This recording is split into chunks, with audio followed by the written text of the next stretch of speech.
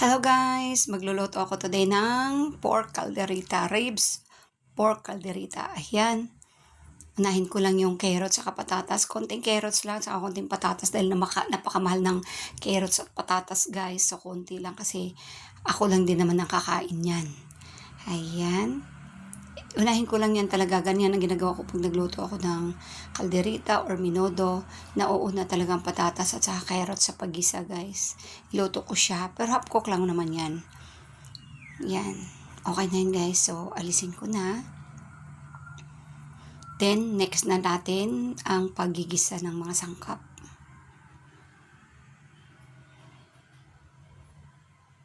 Siyempre bawang. Sibuyas, din may kamatis guys, maraming kamatis. Ganun ako magluto. May fresh potato talaga ako, ay fresh tomato. Ayan, pero gumagamit din naman ako ng tomato paste, ng tomato sauce. Pero meron talaga akong fresh na tomato. Ayan. Then pisat-pisatin ko lang para lalabas yung kanyang talagang katas.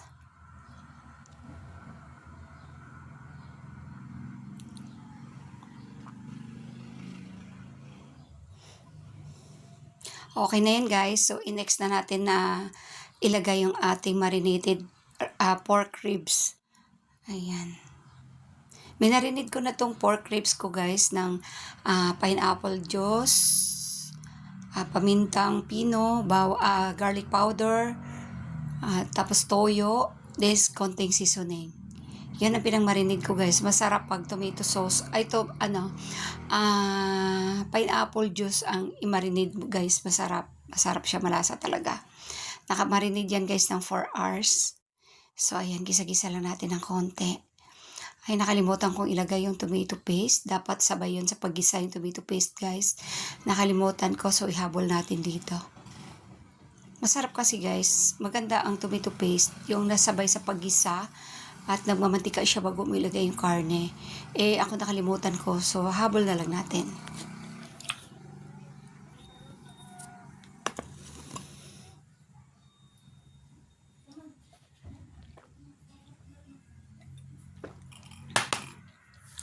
Ayan. Then, i-mix-mix lang natin, guys. Yan. Ano lang natin para makot siya ng ma-mix lahat.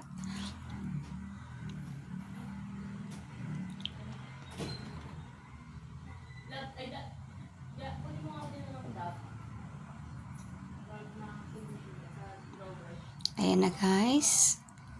O diba na nagisa na natin siya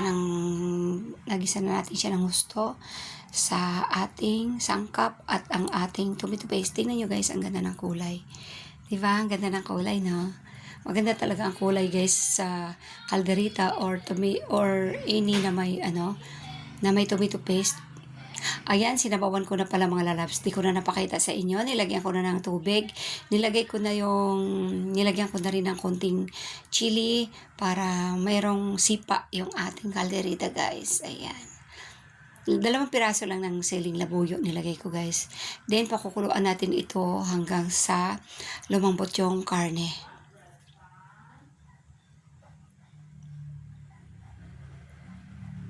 Ayan na siya guys. O, diba? Medyo malambot na. So, goods na to guys. Malambot na siya guys. At saka nag-reduce na rin ng konti yung yung sabaw niya.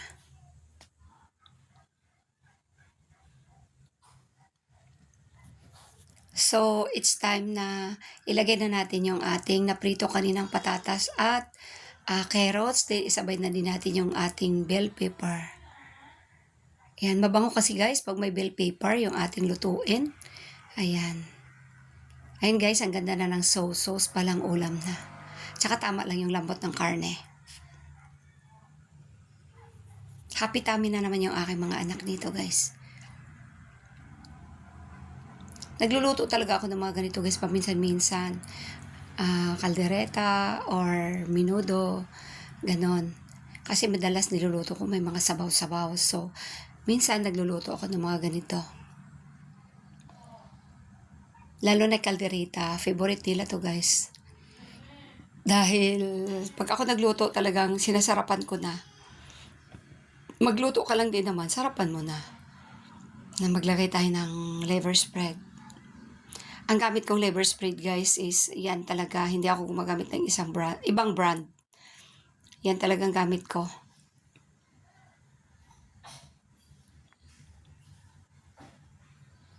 Yan. Then i-mix-mix natin para malusaw yung liver spread.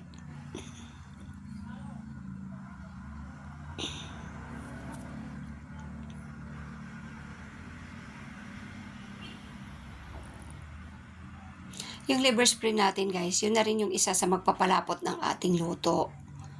Diba? Gusto kasi ng mga anak ko yung may ganyan. May sauce talaga siya guys kasi masarap nga naman ilagay sa kanin yung sauce.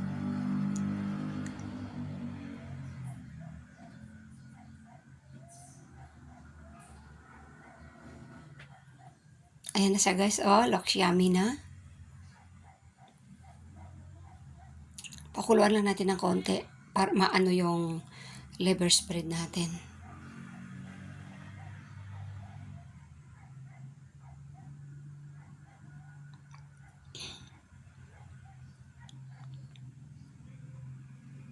Tikman na rin pala natin mga lalabs yung luto ko para ma-adjust natin kung ano yung kulang ay madadagdagan natin, di ba?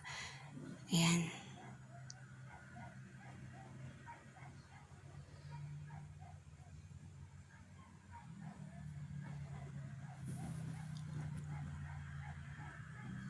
Medyo kulang sa alat guys, matabang siya, konting patis lang. Hindi ako gumamit ng asin, konting patis. Then maglagay tayo ng konting seasoning, Ajinomoto. Then magdadagdag ako ng konting pamintang pino. Ayan. Maglalagay din tayo ng konting patak-patak lang ng Knorr seasoning liquid. Liquid Knorr seasoning.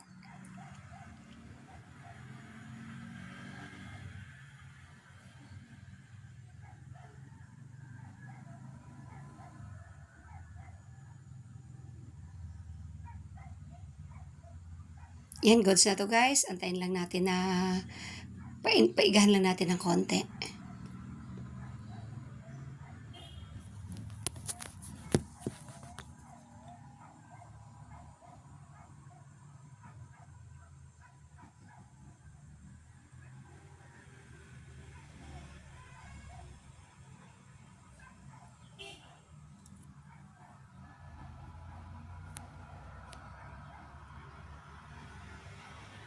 At ayan na nga guys, luto na to.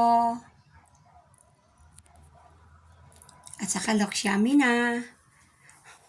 Magdagdag pa tayo ng konting cheese para dagdag pampalinam ng mga lalabs.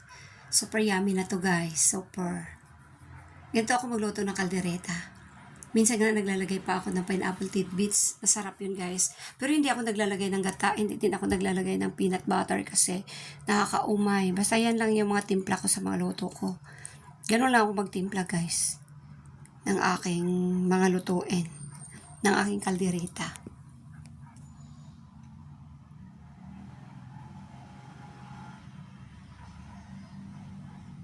Kaya pag ako nagluto ng ganyan dito sa bahay guys, sold out, tao bang kaldero.